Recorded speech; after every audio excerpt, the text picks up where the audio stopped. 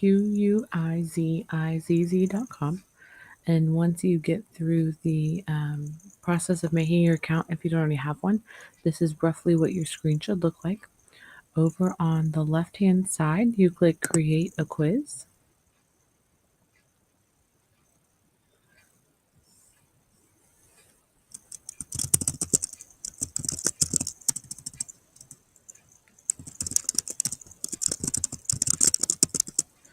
You can title it whatever you need, whatever your title's going to be.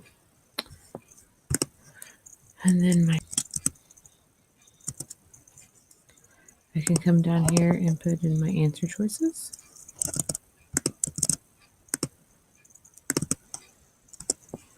And then you want to select which one's going to be the correct answer.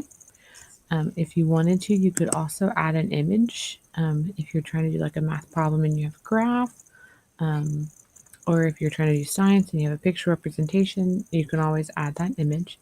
You can click on that link to pull something up from your computer,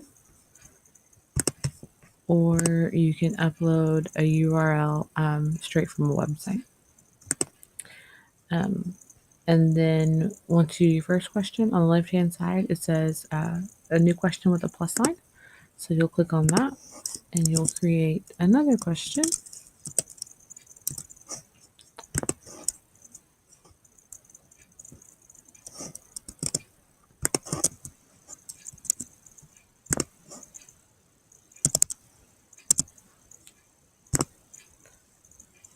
And then notice at the top of the screen as you go along, it saves it for you.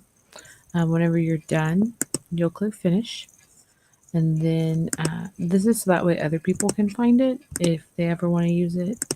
There's a way that you can search and use other people's quizzes that have already been made, so you don't have to remake everything. Mathematics. So I'm going to finish and create the quiz. Oh, I forgot my topics at the bottom. So you have the subject at the top and then your topics at the bottom. We'll just do basic operations. Finish and create quiz. So now that quiz is mine. There's two ways I can go from here. I can play live if you want to project in front of the class your quizzes, or you can assign it as homework. I generally in my stations assign it as homework, so that way everyone can work on it whenever it's time for their station.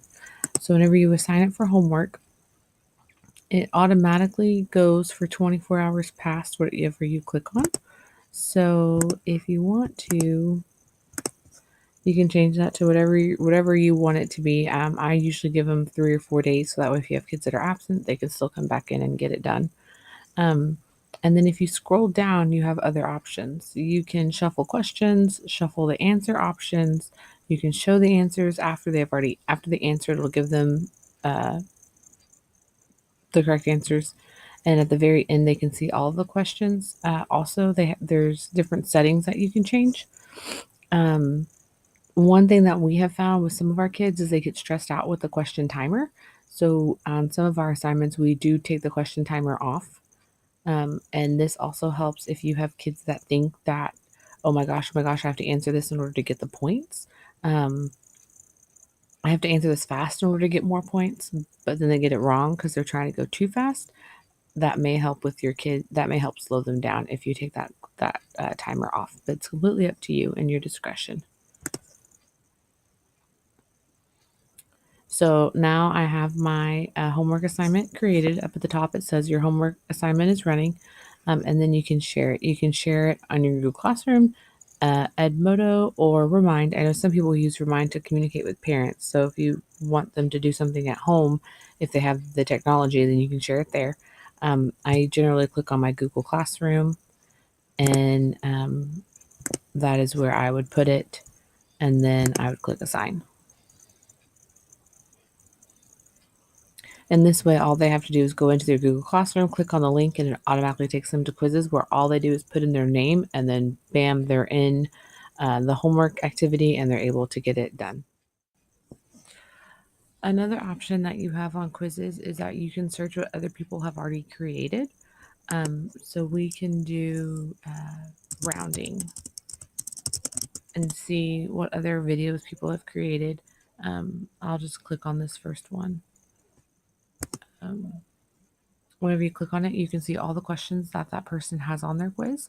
Uh, and if it's something that it looks like it's something that you would want to do, you can either automatically do it now, or if there's a couple of questions that say don't like, they're like the Common Core and so they don't line up with the TEKS and you want to take it out, you can duplicate the quiz. And once you duplicate it, then it is making this your own quiz. So now this quiz is in your Quizizz as a copy essentially. And so from here you can edit it, and then you can delete what questions you don't want. You can fix some spelling mistakes if you notice them, and then once you finish it and save it, finish and create quiz. I'm sorry. Now it's yours, and you can project or you can send it to the kids however you would like. Also, on the left hand side, you can go to My Quizzes, and that will have all the quizzes that you have in your folder that are yours.